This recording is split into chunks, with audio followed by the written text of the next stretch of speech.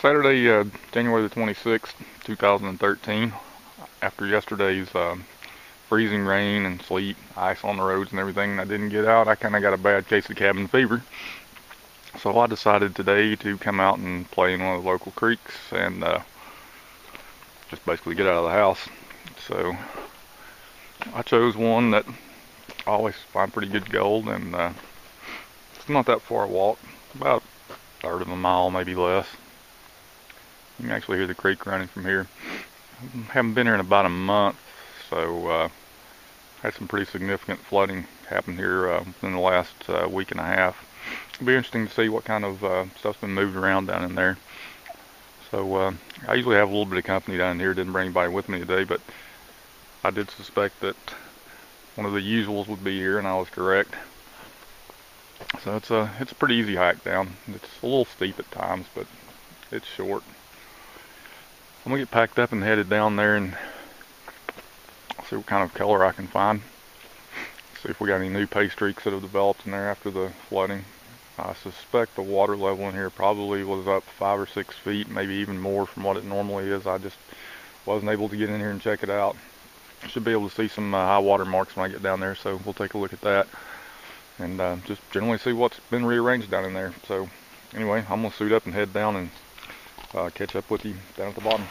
Kind of making my way down the trail. I thought I'd stop on the way and kind of give you an idea of what it looks like down here for anybody that excuse me, hasn't been down in here. It's rugged and remote mountainous territory. You can see the creek down in there. Not really as steep going down right here as what it is in some places. It's almost vertical in a lot of places, particularly when you get closer to the creek. It's a good sized creek, runs in a nice little remote valley. I'm only about 4 miles out of Tellico Plains, but you might as well be in the middle of nowhere to be out here. Anyway, kind of a quick look around. Here's the trail and the creek down there, and trail going up.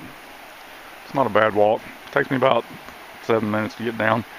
Usually about 10 to get back up since I'm going uphill. So might stop and take another little bit of video on the way down. I'm probably halfway right now. Just a little further on, and you can see the hillside here is more typical of what you normally have going down. You can see the large rock formation extending out of the hillside almost back up into the trail, and the creek on down below. So spots like this are hard to get up and down. Trust me, if you've watched any of my videos before, you've probably seen me attempting foolish stuff like that. It can be done, but there's always a chance you could have a little accident and get hurt, and without anybody around to help, you could be in a world of hurt. So gotta be careful in the back country. As long as you stay on the trail here, you're in good shape.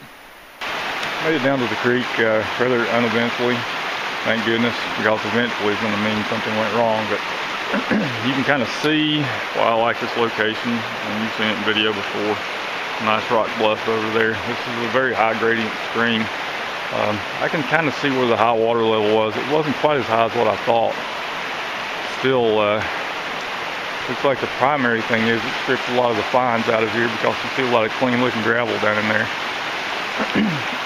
So it seems the high water mark was right about along that rock, and you can see, and that's probably about 3 feet higher than it is right now, which right now it's pretty much about where it is at this time of year most of the time. So I'm going to get to digging in here, and I'm going to hit some of the spots I've tried before that I've pretty much worked out, and see if some more gold showing up in there. There's definitely some gravel's been moved around. There's a big slab or two that's moved a little bit. Pretty good flood event, not a 100-year flood or anything. It might have been a 25-year flood. So anyway, maybe today I'll venture further upstream too, because I've really not done that. You really can't go through the water here right now because it's deeper than what my waders are, so I'd have to go around the hillside, but it can be done. And I'm suspecting, because you have that bend up there and some large boulders, that right down below there is going to be a pretty good spot.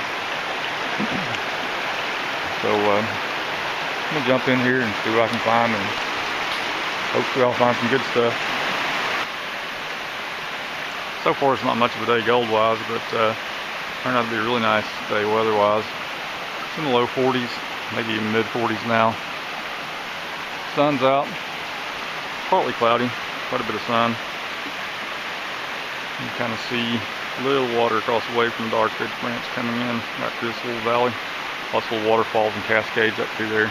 Completely bounded by bedrock, so it's pretty nice up in there. Not much gold-wise, but in fact not any that I know of.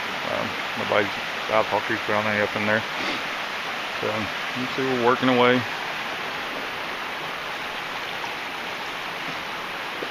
Trying to find some gold. I've gotten a few flakes, that's about it. Really probably my slowest day on Wildcat Creek in years.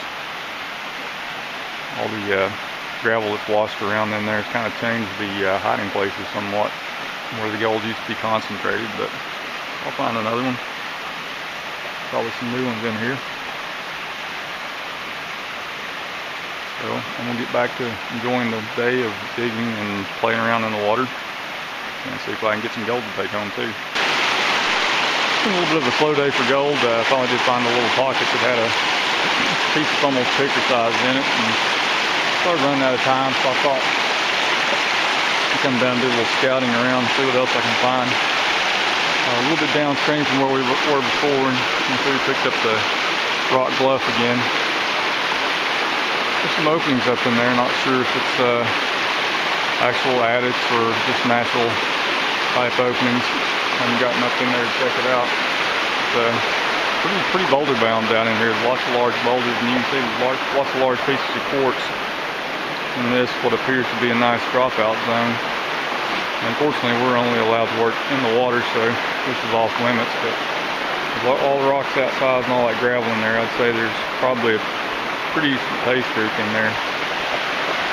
So you can see we're always pretty much on bedrock through here. It doesn't accumulate a lot of overburden, so cracks and crevices are the order of the day. I'm going to keep looking around and sampling a little bit here and there and see if I can come up with another little pocket. You can see this is a nice location to be out panning for gold. It's a nice location just to go around and check out the scenery too. Both sides bounded by a rock bluff. So we've gotten a couple of decent pieces today, and other than that, very little. It's been a tough day for finding gold, but then again, I am down here checking out some new territory. The sun's kind of dying off behind the ridge. It's only about 3:30. I've still got a couple hours of light, but when you're down inside these steep valleys, the sun disappears pretty early.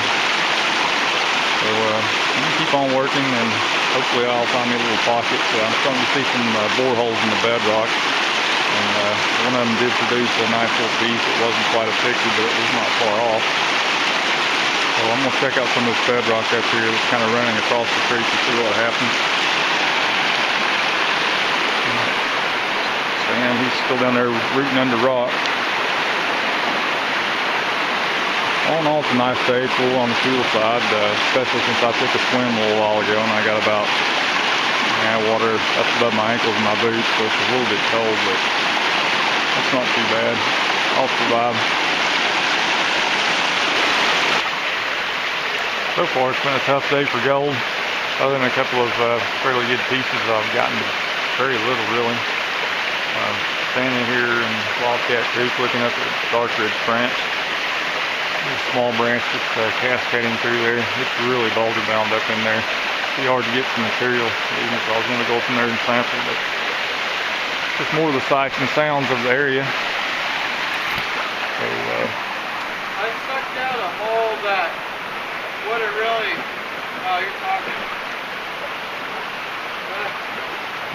What, you don't want to be on camera? Say what? You don't want to be on camera? Well, I guess it doesn't really matter.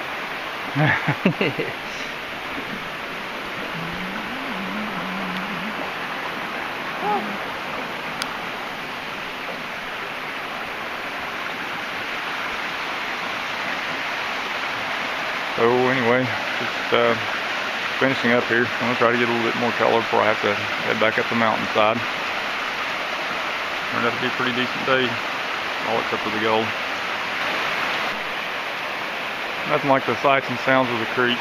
Maybe I ought to just shut up and just listen to the creek instead of talking so much, but we've pretty much reached the end of our light in here.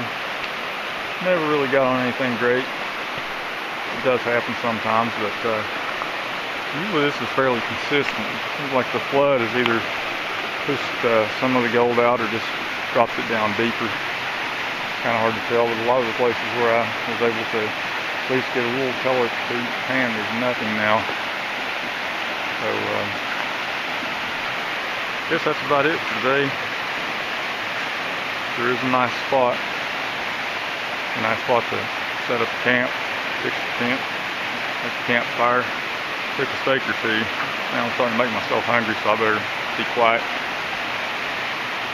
So that's it for this time, and we'll hope for more gold next time, but really couldn't hope for any better weather or location than what this is. We'll catch you the next time.